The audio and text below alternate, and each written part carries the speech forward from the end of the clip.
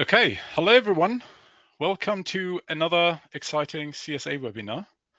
My name is Sebastian, and first of all, we start with the most important stuff, the housekeeping things, and then I'm going to give you a little intro into the topic. Who is CSA? For the ones who do not know us yet, and I just got to know that we've got the audience and signups from more than 40 countries, which is amazing. So we've got a real global webinar, and welcome to that.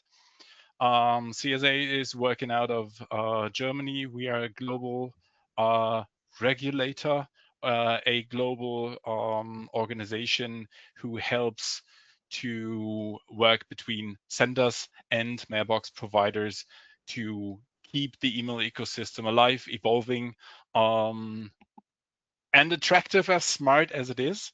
We help to evolve standards, and we are working together with 100 plus senders. We turned 20 last year. So we are not doing it since yesterday. We are doing it with a lot of experience, and we are happy that we've got more than 40 partners in our network supporting us in managing the emails that the users are finally receive in their inbox.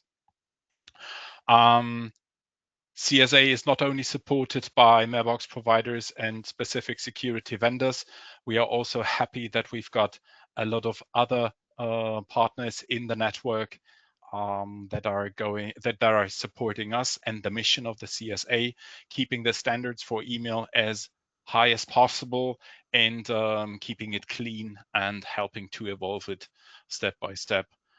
These are our supporters. You can download the booklet about our supporters in the download section of that webinar. Housekeeping is quite easy. You're all muted, but you can raise questions during the webinar via chat or the questions section. I'm going to collect them, and we will have a dedicated question section after the presentation of Bron and Kieran. What will this webinar be about? It's about DKIM, but it will be about the DKIM evolution, DKIM2. I came across that topic a few months ago. I know about the discussion of that topic since roughly 2 years, but I didn't really care about it, to be very honest, because finally, I always thought, okay, we will take care about it when we figure out we need to work on it, and it will get important for senders and receivers. And beginning of this year, I had that momentum where I figured out, okay, it's becoming serious. It's still in draft mode, but many folks are working on that draft. Many folks are experimenting with that draft, and it's going to be or hoping to be the resolver of long known issues that we are all aware of DKIM. And that's why I ask Kieran from Halon to join me on that webinar. Thank you very much, Kieran. Great to have you here. Kieran is, as long as the most of us in that email industry, 20 plus years. On the sender side, for many providers, he's got a marketing background in the UK. So he knows what pain marketers feel, what pain technical senders feel.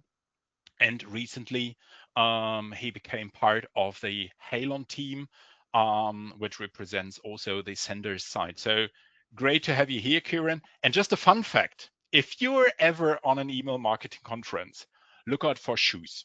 It's worth it. You'll have to take my word for it today, but there you go.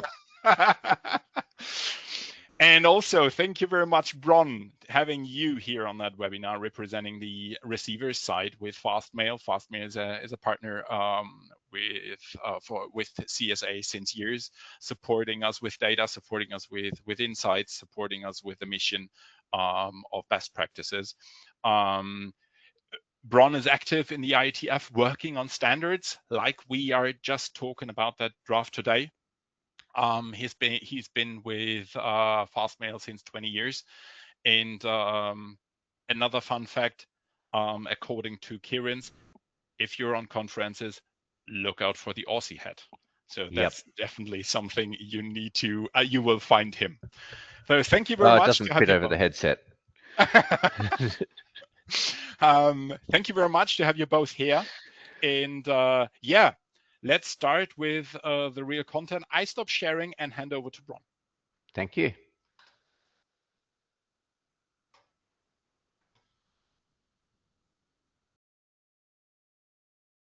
Okay. I need permission again. I had sharing permission before we started and it's gone away. There we go. Now it should work. Excellent. All right. There we go. From DKIM to DKIM2, what senders need to know now and what mailbox providers expect. This is what we're going to be talking about. Kieran will be starting, so I'm driving the slides, but Kieran, if you let me know when you want me to advance. Perfect. So yeah, I guess the big question is, why is there a need for a change? And there are a number of key points on the next slide.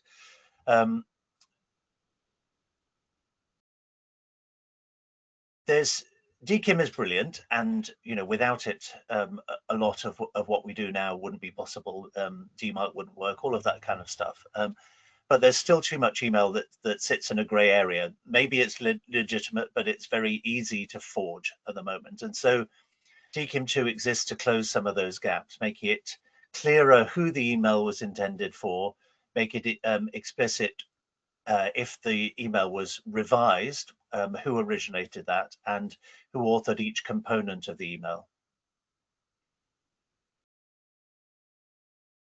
Next slide, please.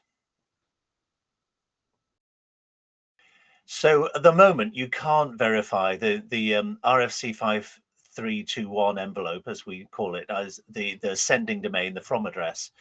You can get legitimate mail, but you can't prove that you were the intended recipient. And the big question is anything to do with a mailing list is where DKIM doesn't work properly. If the message is changed in transit, then the DKIM fails, and you can't tell originally did the message originally pass, has something changed about it, which yes, DKIM now doesn't work, but what was it exactly that changed? And ARC was an attempt to do that, setting up a chain of responsibility, but it had problems. It didn't really work. So this is one of the these are the main drivers behind DKIM2. And also, we've all been using the existing RSA cryptography happily in DKIM1, but we know that we're going to need to move to new cryptography, post-quantum cryptography, where the computing power to hack even complex RSA keys becomes easy for people to access. So we're going to need to move to better crypto, and at the moment that makes it really hard to do. So that's another thing that DKIM2 is designed to future-proof. And yes, next one, please. So we're going to include the full envelope in the headers and signatures. So you can only replay to the same address, which is one of the issues with DKIM, is where you can take a signed message, send it to somebody else, and the signature will still pass. This is going to be taken out of this. Bounces will also become safe, as in you can do delayed rejection, which will help anti-spam and grey listing, but is harder to do at the moment. And there's also a mechanism for describing the header, so how it's changed, so that you could reconstruct earlier versions of the message, and each change is attributed to its author. And now signatures contain multiple algorithms, so you can change to a new crypto without having an issue where you've got to make a big bang change, which might risk poor deliverability. But the key thing on the next slide is that the key message up front, Bron will explain more about how it works in the technical details, but up front we wanted to say this isn't a moment to panic. If we have the next slide, please. First of all, even when DKIM is implemented, it's going to be able to use existing DKIM keys. So it's not going to mean that every sender has to immediately update their DNS DKIM record. There are new things in the DKIM2 record, but DKIM1 records will work fine to begin with. So it's not going to require an immediate change.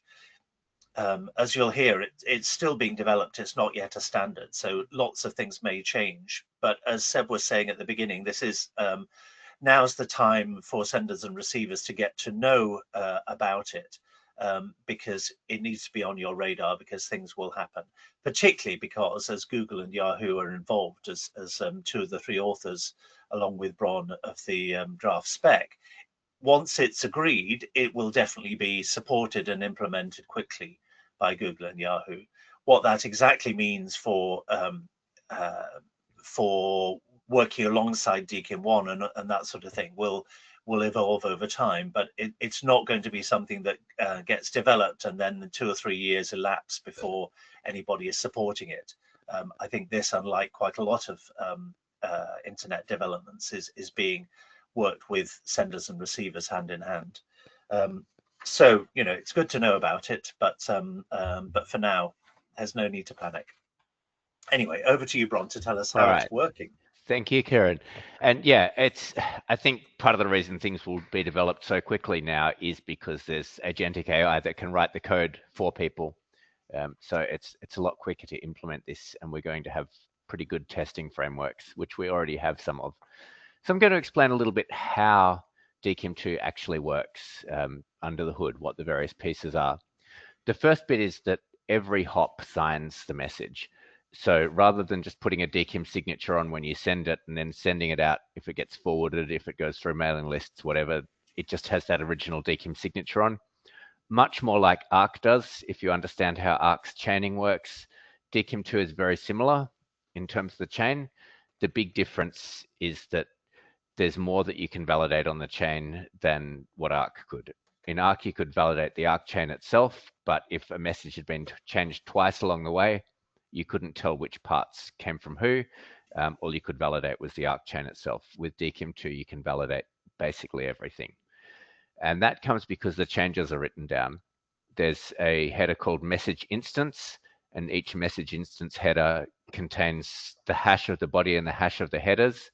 And that's pretty much all the headers. There are a handful of headers that are trace headers, or trace enough that we're going to explicitly list them in the draft. And then everything that starts with X hyphen is omitted from the headers as well.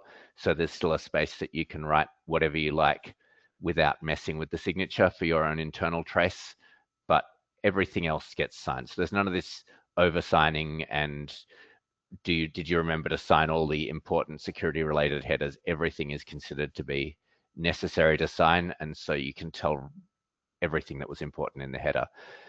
The other thing is that because the message instance describes how to recreate the previous instance of the message all the way back to the original sender, you can unwind all the way back. And even if the original sender only sent a DKIM1 message, we can still tell what that original message was and validate the signature more than you can now. And so there's some discussion in the DKIM working group at the moment around whether we accept DKIM1 messages and start processing them or not.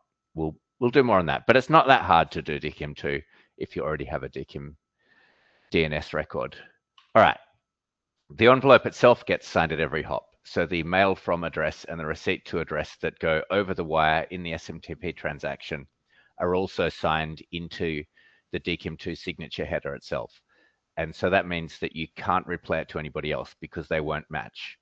What happens over the wire has to match what's signed in the message. And that closes that whole huge gap that covered both DKIM replay on the receipt to side, but also backscatter on the mail from side. You could fraudulently pretend to be sending the message from someone that wasn't you, and they would get the bounce messages and they'd get absolutely smashed with, if you send out millions of messages, they'd get a lot of errors back, and that would blow up their mailbox when they didn't deserve it.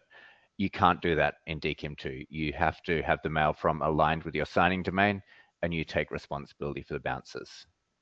So DKIM replay and backscatter both disappear. Because of that, bounces always go back up the chain. If a message has gone through multiple hops, it goes back the same way. It never shortcuts back to the original sender. And for something, particularly for things like ESPs, where they want to process all the bounce messages, they can have a message that's been signed by the brand that then goes through the ESP and goes out through the world. Every single bounce will come back through the ESP. They can get statistics on it. They can either pass it on or they can just handle it directly. So it makes things a lot easier in that case, because you can handle all the messages as they come back.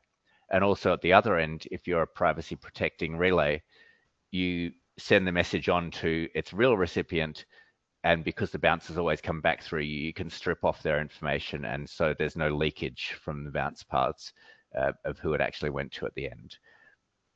And so, yeah, in both those cases, they are really valuable things about how the DKIM2 signature works. The other thing is that a signature can carry more than one algorithm at a time, as Kieran said earlier, and that allows us to upgrade crypto over time. As I was writing this slide, I started a discussion on the mailing list about how we detect that everyone can now handle a new algorithm, and how we handle bounces back in the case that you can't handle all the algorithms. So we'll figure out an answer to that. But the important thing here is that you can add a new algorithm without having to remove the old one. So you're not stuck in this, do I switch to the new algorithm and have half my mail not deliver because not everyone's upgraded? Or do I stick with the old insecure thing? You can put both in the same message and it will work correctly. And it's understood through the whole DKIM2 ecosystem. All right. Where is it now? At the IETF, there is the DKIM working group, which did the original DKIM and then was put to sleep for a while and has been rewoken up to work on DKIM2. So there are 3 specifications that have been adopted by the working group, with 3 documents that are in progress. There are also a couple of other proposals that other people have put in there that haven't been accepted, including some of my early work, that a lot of which was wound into DKIM2 spec. That's currently at version 04. We expect version 05 will publish pretty soon, but Richard's in the middle of moving house, so he hasn't done it today. I'd hoped to see it this morning and say, yes, it's there. We believe that Spec 05 is in a state that we can do real interoperation testing with it. So we expect version 05 will then be the one that we do a bunch of work with. So quite soon, expect to see people starting to send these things around across the internet. The BCP is a little earlier stage. That's going to be how to use DKIM2, and a lot of the stuff you care about is probably going to be in there. Questions of, does the from header, the RFC 5322 from header, so that's the from colon in the body of the in the content of the message, whether that has to align and how much it has to align with the first signing domain, and then questions around all of the feedback loops and that kind of thing. That's all going to be best common practice. The spec is the mechanics of how the signatures work and how you can tell whether a message is legitimate or not. And the BCP is going to be around, and what do you do with it in cases where it is and isn't, and how the things line up. And then DKIM2 DNS is its own separate document. Because we're reusing the original DKIM keys, they're currently only defined in the DKIM specification itself, and we didn't want to reference that whole specification and say just this little bit of it, but instead pull this out as a shared part, and also deprecate a couple of fields that nobody's really using that were specified in DKIM, and say this will just be ignored for DKIM2 purposes because it doesn't mean anything, but it will still allow you to use the keys as they are now, but also define which bits DKIM2 cares about. Yeah. This is a real message that I sent to a real mailing list running Mailman 3 with my patches on it that does DKIM2, and my Milter that then applies the DKIM2 and checks it on the way in. So this is from the bottom up because that's how email works. The first header there, DKIM2-info. These ex-DKIM2 infos are something that I just put on everything that I do any DKIM2 about. They're not part of the specification. They're saying which version of the software I used, when it was last changed, and what actions it took and some things it looked at. So it will help debugging what happened. And so my DKIM2 milter, first thing here, verified that there was no DKIM2 signature on the incoming message. So it just looked at that and said there's no DKIM2 signature. But what it did do was it stamped a message instance on straight away. And so it said the first message instance for this has this hash pair. So it used the SHA-256 algorithm. There's a hash for the header, hash for the bodies. And those hashes then allow me to say that's what I received at the start. And if anything's changed since then, I changed it. And that's used by the milter on the way back out. So then I stamp on that I did that. So I created this message instance. This was the count of which headers I looked at. And these are the names of the headers that I did in order. And that's alphabetical order, lowercase. All right. The mailing list then made this change. So it created a new message instance to say, here's what I changed. The H equals has the hashes of its output. And then this R equals is the recipe, and that's all base 64, but that describes exactly what changes the mailing list made. And this is JSON content of that. It says I added an archived at, so the recipe says to get to the previous message, spit out 0 archived ats. So take all the ones that were there and replace them with just this. For content type, I changed the content type because the mailman wraps the old message in a multi-part alternative with the old message itself.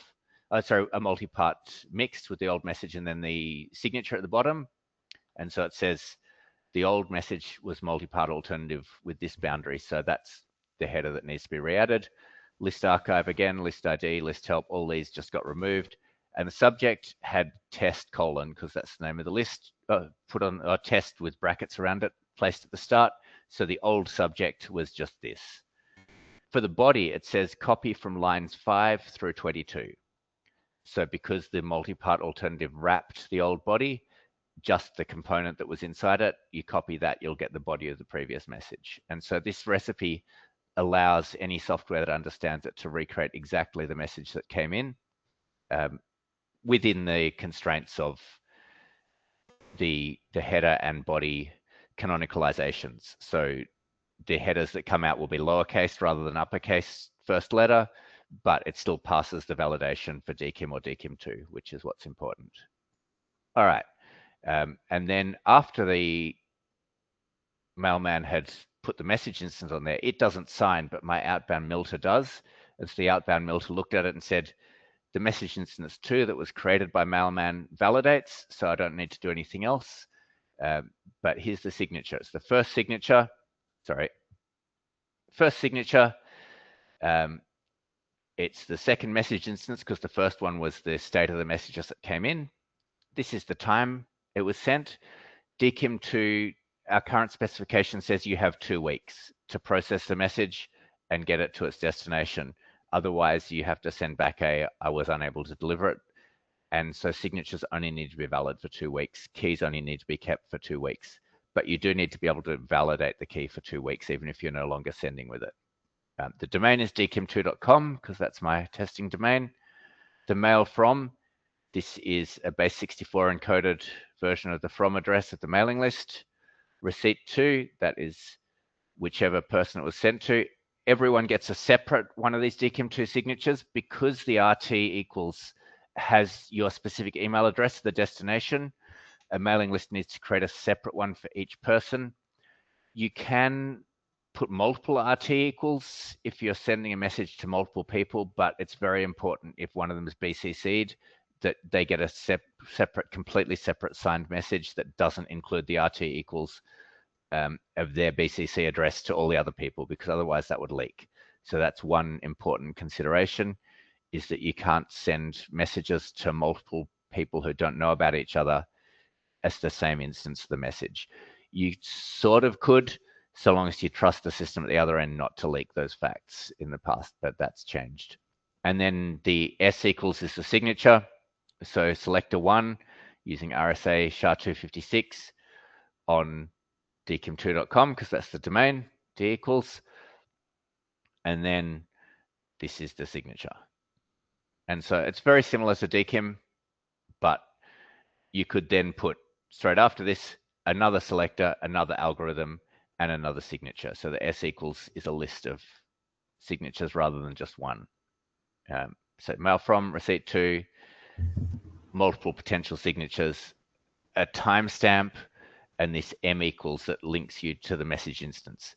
A DKIM2 signature doesn't sign the body. It doesn't sign all the headers. All it signs is the message instance header and other DKIM2 signatures. So any DKIM2 signature, this or lower, any message instance 2 or lower will be included in the DKIM2 signatures S equals signature, but the hashes for the body and content themselves come from the message instance header. All right, we have 3 different validators online at the moment that you can paste any DKIM2 message that you have created or received anywhere into and have the validator check whether it's correct or not. DKIM2.com is me. There's DKIM2.net from Socket Labs, and Steve Atkins has DKIM2.eu. And these all mostly interoperate with each other. Some of them were running slightly older versions the last time I tested, but we will get them all up to date with version 5. They're written by different people in different languages, and they should all be able to interop and test with each other, which is the important thing. And also, Kieran was going to speak a little bit about the experimental support in Halon. I've already spoken about the patches in Mailman 3 and Simpa that I've done, and I also have libraries in about 5 different languages now, and this Perl Milter that you saw earlier. So, Kieran. Yeah, just to say that Halon's first experimental implementation was released today. So if you're a Halon customer, you'll be able to use the extras library to sign, message, and validate a signature.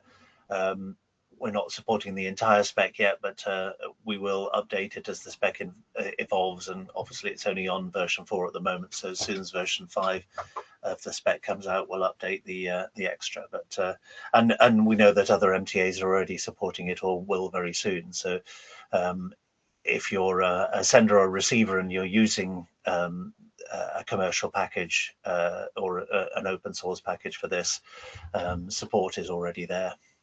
Sweet. Good work. All right, and I think we're back to you now, Kieran. Yeah. What do you need to do? Well, if you go to the next slide, possibly not very much. If you already DKIM sign, as Bron was explaining, you're most of the way there. I think it's very crucial to say, if you're not DKIM signing at the moment, now is definitely the time to try and fix that. It's important now for all sorts of reasons, and DMARC and delivering in bulk to Yahoo and Google, but it's going to become increasingly important. So it's not going to be something that you're going to be able to avoid for a long time. And more to the point, it's going to be, the alignment is going to become more and more important. So sorting out alignment and making sure that you're signing with the right from domain is going to be a good thing to get going now if you're not. But because DKIM2 reuses the existing DKIM keys, there's going to be no change to DNS, as I mentioned. Some software will need upgrading, but obviously if you're using an off-the-shelf or open source MTA, then it'll have DKIM support soon if it doesn't already. And if you're using an email service provider, then clearly they're going to be doing that too. If you're originating new messages, and most of the mail that this kind of senders that we're talking about will be doing are originating new messages, so you don't have to worry about recipes because you create your messages the first instance, and you don't need to do anything to say how it's changed. But if you're running a security filter or a mailing list or something that takes a message and changes it, and then hands it on, then you're going to need to consider how the recipes part develops. And as Bron said at the beginning, oversign and lists of headers to sign is a thing of the past.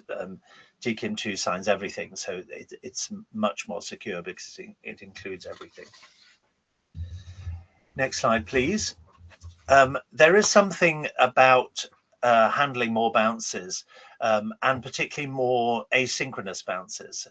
I think at the moment, most of the bounces that happen during the SMTP conversation, and the number of asynchronous bounces where a receiving server accepted the mail and then decided later not to take it. That's a relatively small percentage at the moment, and it's been getting less over the years. But DKIM2 is going to increase the number. It's not going to make them predominant by any means, but there will be an increased number. So if you're running any kind of sending, or you're running a service provider, you're going to need to make sure that you handle those asynchronous bounces. And as Bron was saying, because the bounces go up the chain, you can get much more information rather than an ESP having to rely on the sender pointing a domain's MX record to the ESP so that the bounces would go through them. Now that can be done much more easily. But unlike DKIM1, where the message is decoded more or less as it's received, so you don't have to worry too much about how long your signatures are valid for. If you make a change, how long do you need to keep the public key available? It's longer now because there's a fixed window where messages have to be dealt with, and it's possible for it to take longer for those messages to be dealt with than maybe in current sending. But at least it's clear, and the window is fixed, so you don't have to guess like you do when you change a key at the moment. And the bounces will be signed, so you can tell whether the bounces you get are real or faked, which is going to be very important. There's so many non-delivery reports, async bounces that come back which are not valid, or either because they're being sent to a forged address, or for whatever other reason. But these real bounces will be signed by the next hop in the chain, so it's going to make things a lot easier. Next slide, please. Yeah, alignment is going to become more important. It's important at the moment, but aligning DKIM and SPF currently, but it's going to become more important over time, and that'll be something that we need to sort out. But because of this multiple thing, it's definitely also possible for service providers to add their own signature, and so that it'll be less important that you have to have only the sender signature, and that'll be something that the BCP document will set out more as time goes on.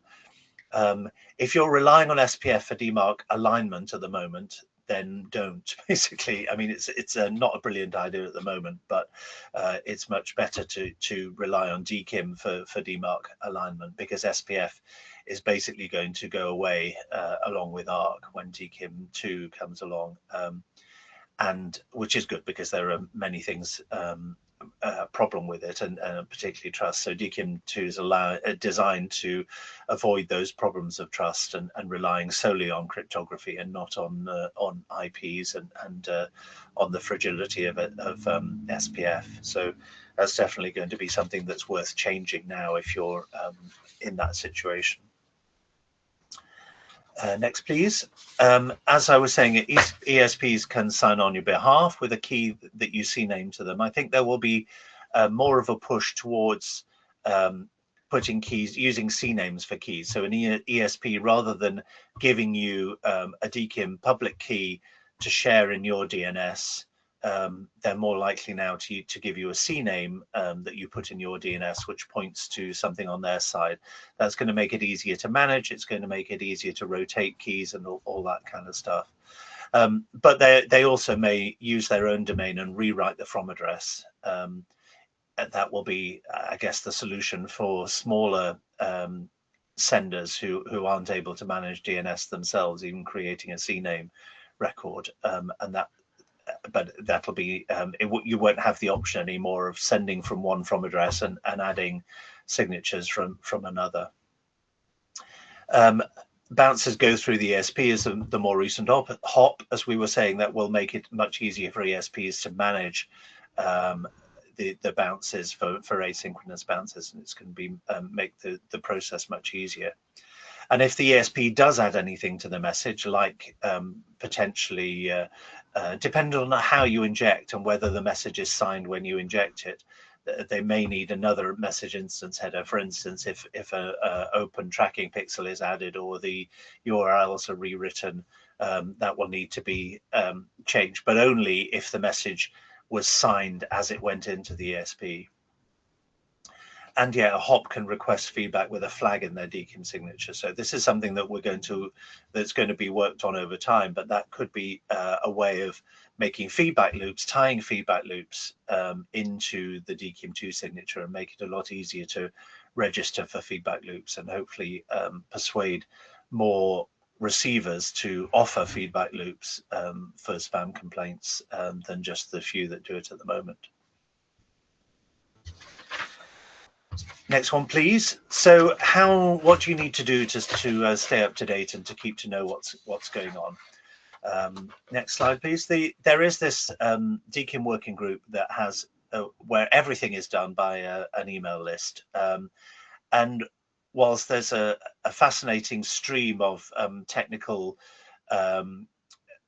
questions and comments that go back and forth in this list, I've certainly found it fascinating to join. You know, I don't understand a lot of it, but it's really interesting, and it's a very good way of getting to know the people who are involved in this and the characters who are contributing to this. So just as a snapshot of how internet standards evolve and are developed, it's a fascinating thing to follow. As Bron said, there are drafts that are published, and there's an IETF data tracker which shows what the current drafts are. There's the running code, as you saw, so there are validators that you can use, and there's also other people have published existing code that can be implemented, so that you can, if you are working with your own bespoke system rather than someone else's who've already developed it, you can implement your own using that code. The discussion about feedback is still open at the moment, so it's going to be very interesting to get real input from senders on that.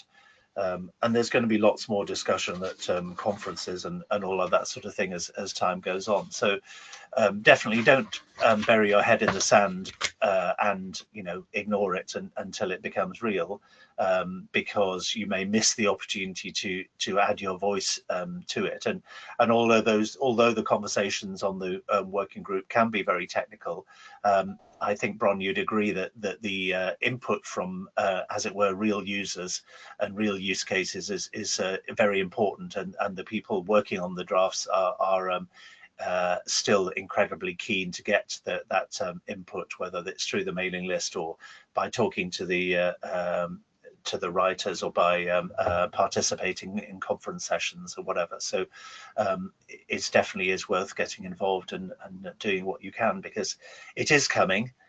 As we've said, the fact that the two of the biggest mailbox providers are involved at this stage means that it will be adopted once the draft is accepted as a standard. So watch this space.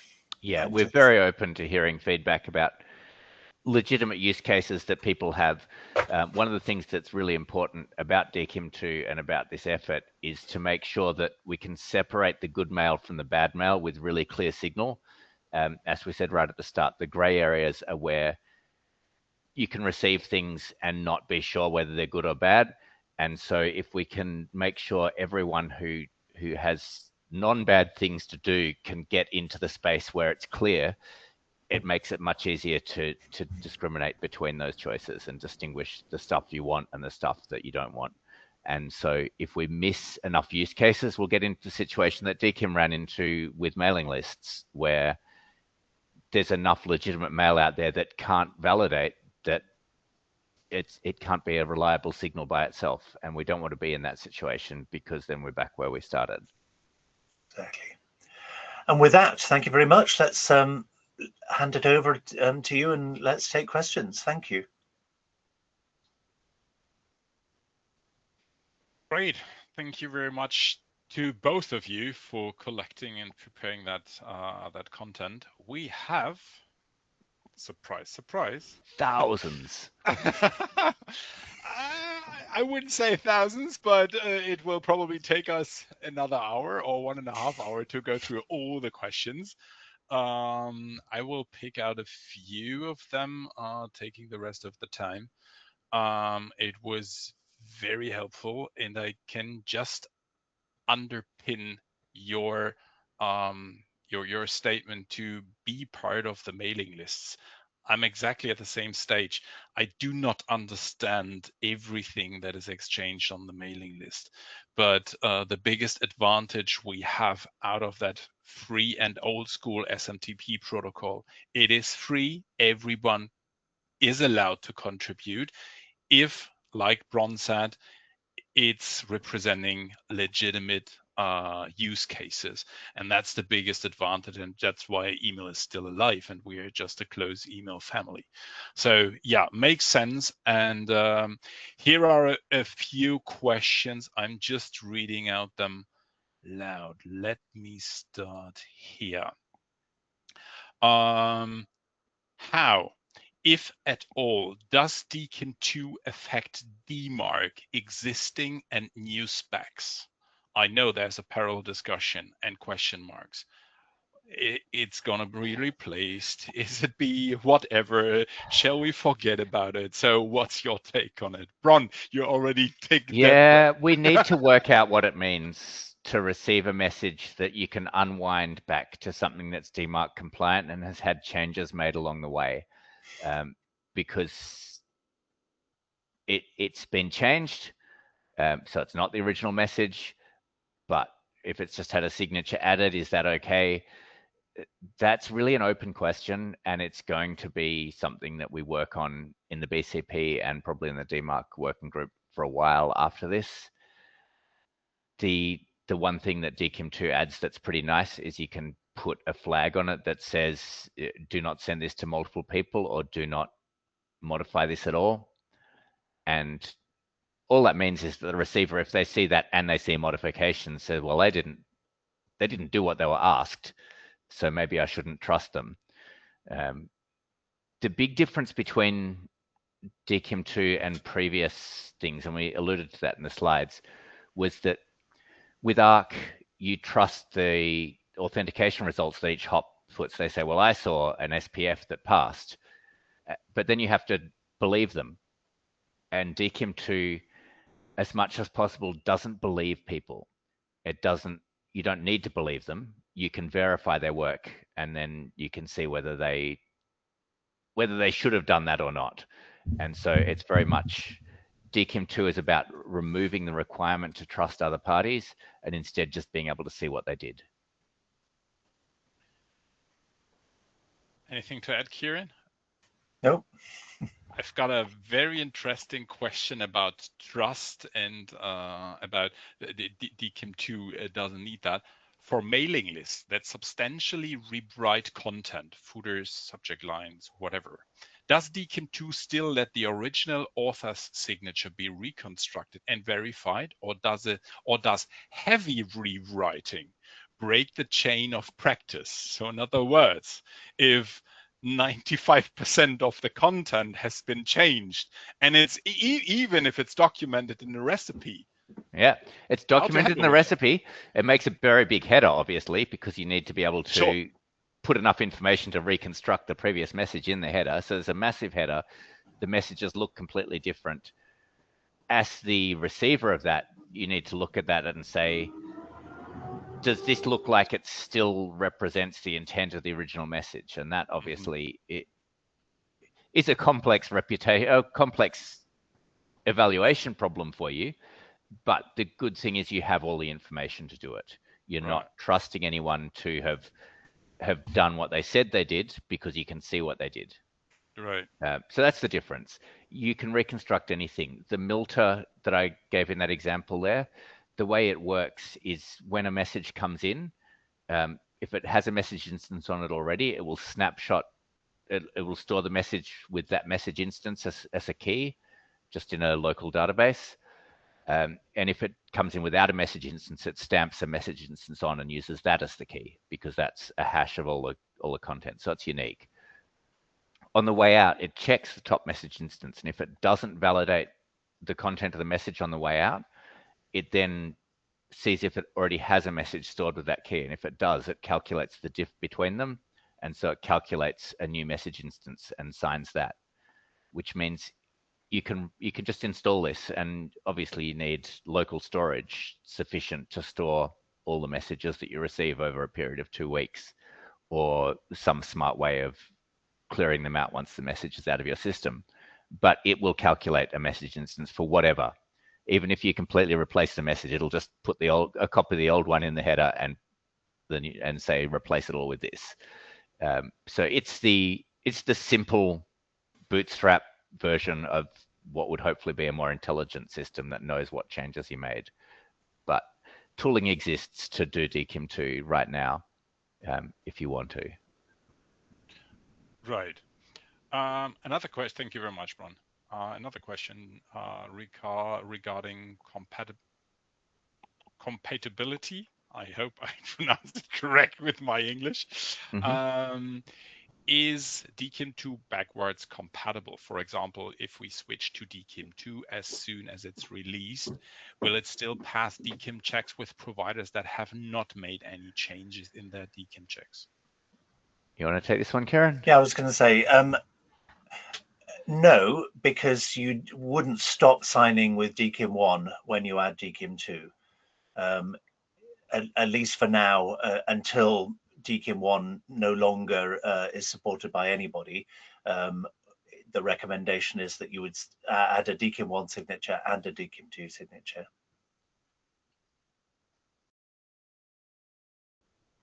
Okay. Again, a question regarding the switch. I've heard the clients will not need to update DKIM1 records and that they can be reused. Is this mostly a service provider level change, or will platforms need new DKIM2 keys? So shall I start this, Bron? The DKIM1 key that someone has published is usable for DKIM2 currently. So you can use DKIM2 and sign your messages with DKIM2 using the public key that's already published, and the private key that you already have saved alongside it. Over time, that there are DKIM1 supports a wider range of options which aren't currently supported by DKIM2. So if those were present in the DKIM1 key, they'll just get ignored.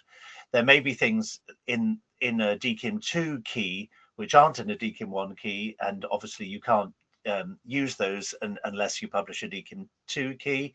And clearly, if you're going to change your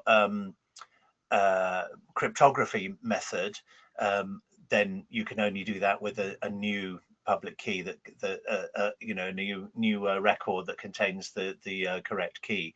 So I think the job will be the initial job will be on the party that sends the email. So whether you run your own in-house software, whether you use an ESP, whatever software you're using or your service provider is using, will make a change, and that will start to add DKIM2 signatures.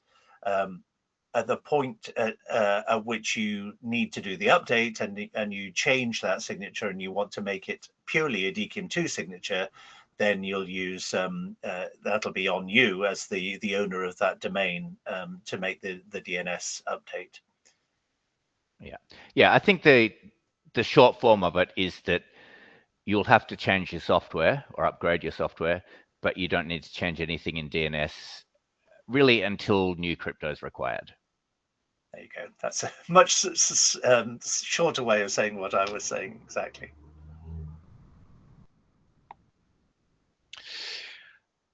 A specific question to, I think, back to one slide where I think, Kieran, you mentioned ESPs and feedback loops. And you mentioned CNAME management. We are seeing CNAME abuse with SPF files. Is there a plan for CNAMEs being used by the DNS to be managed and not abused like they are now? So you mentioned it could be beneficial to rotate keys quickly and easily. I think that's I think question. the issues that there have been are not necessarily to do with CNAME as a concept, but to do with SPF and the way that works, and the idea that if you're a service provider, do you give somebody an SPF record that covers all of the IPs that the service provider uses, or do you restrict them if they're using dedicated IPs? All of those sorts of things are quite difficult. But as a concept in DNS, CNAME is really useful because it's effectively delegating the complex management away from the person who owns the domain and is managing the DNS to a service provider, whoever is providing the target for that CNAME. And I think we'll see with DKIM2, we'll see more of a push towards a service provider giving their customers a record to CNAME to, rather than giving them the DKIM2 full record as they do at the moment. We know there are lots of issues with that, with the way that, with the errors that can creep in when those when you give a text record to someone to put in their own DNS, and as you use larger and larger keys, and those public keys need to be split, it makes it very complicated. So I think there will be a push, but I don't, unless you disagree, Bron, I don't see that that's a security issue in and of itself. I think the problems that they're talking about were more to do with SPF. Yeah, and it's things like CNAMing to a provider that's gone away and their domain gets stolen and that kind of thing. So there are security considerations, but if you do it right, it's no less secure than putting the key directly in your DNS, and it's certainly much easier to manage. Right, a quick one. Can DKIM and DKIM2 keys share the same selector? Yes. Quick answer. Okay. And here's a comment to the question before about the CNAME and SPF. The crypto part of the DKIM protects against the SPF problem. So that was just a comment, I think, here. Just adding up to that.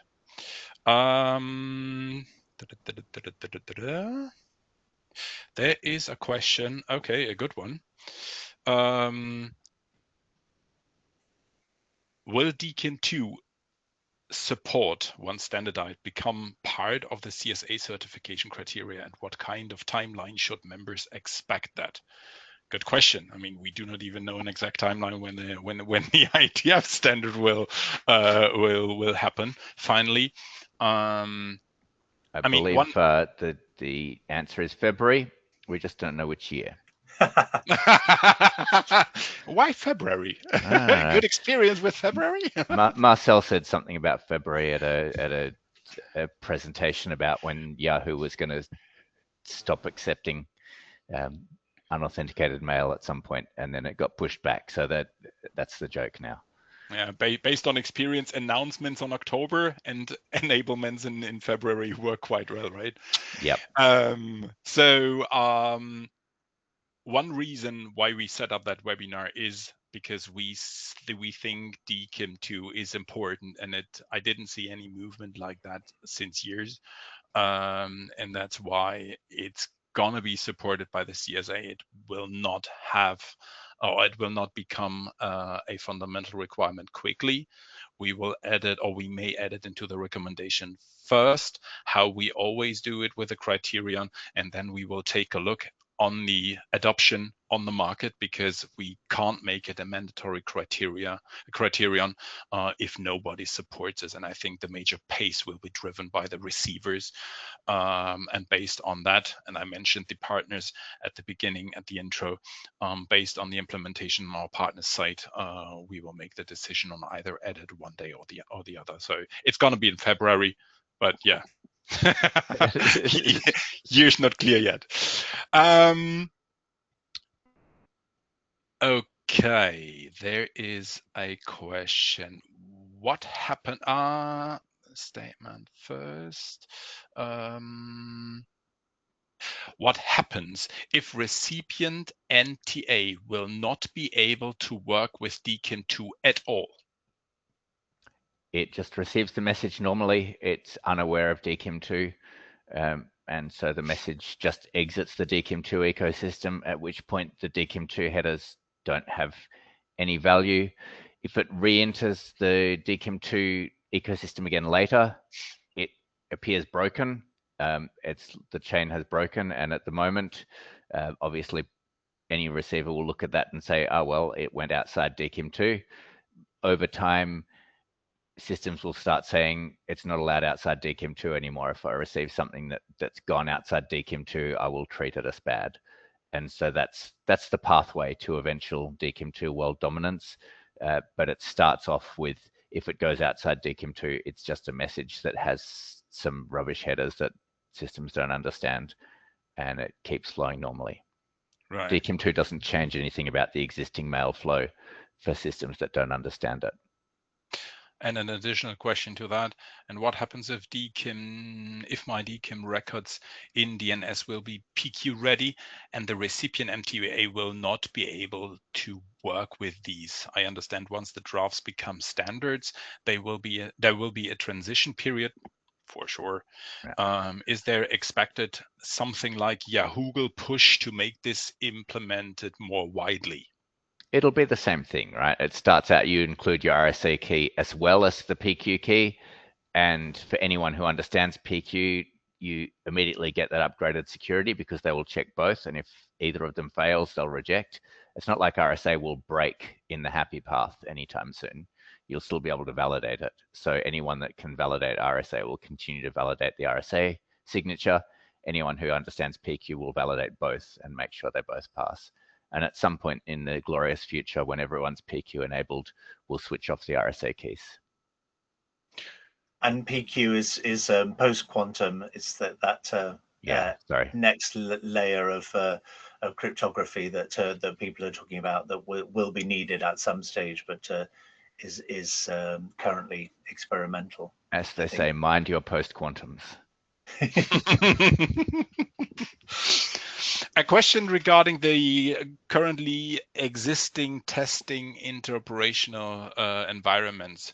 Of the three validators, DKIM2 EU.net and com, Bron, you're here for DKIM2.com, has cross-implementation interop testing actually found and resolved disagreements any notable edge cases? Yes, we found some interesting things around bugs in all of our code by doing interoperability testing. So some of which was version skew, but some of which was real just disagreements about how things should be done in cases. So those things feed into development of the spec and making the text more clear next time. Cool. I'm afraid we're at the top of the hour. Thank you very much both for joining and making this such a wonderful webinar. We've got a few questions unanswered here. I will share them with you afterwards, and then you can go back to the audience, to the one who raised the question, and answer it directly. We will publish that webinar on YouTube. You will find a blog post summarizing that, and that's also a good chance for us to answer questions that have been coming up during the webinar. Thank you very much for joining, and have a wonderful day, evening, wherever you have been watching that webinar from. Thanks, Kieran. Thanks, Bron. Thanks, Sebastian. And thanks, everyone, for coming along and giving us your questions. It's really good to have this much interest. in the future. There's a lot of Thank applause you. coming in. Hey. Goodbye, everyone. Bye.